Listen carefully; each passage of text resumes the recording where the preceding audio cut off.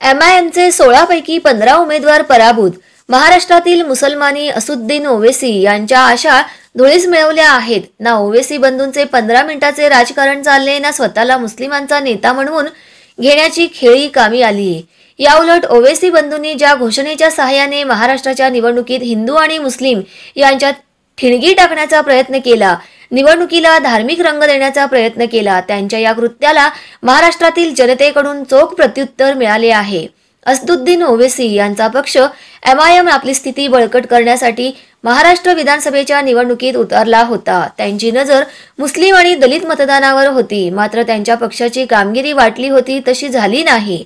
एमआयएमची कामगिरी. ओवेसी यांच्या एमआयएमने एकूण 16 उमेदवार महाराष्ट्राच्या विधानसभेच्या मैदानात उतरवले होते. यापैकी 15 ओवेसी यांच्या उमेदवारांचा पराभव झाला. 4 जागांवर एमआयएम दुसऱ्या क्रमांकावर राहिला, तर मालेगाव मध्यमध्ये एमआयएमच्या उमेदवाराचा विजय झाला.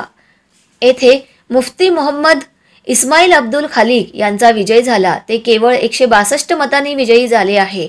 त्यांना 10,09,653 मते मिळाली आहेत. अर्थात असदुद्दीन ओवेसींची जादू महाराष्ट्रात चालली नाही आणि त्यांची रणनीती ही फेल झाली, ज्यात त्यांनी 15 मिनिटे हे वादग्रस्त वक्तव्य निवडणूक मुद्दा म्हणून वापरले होते.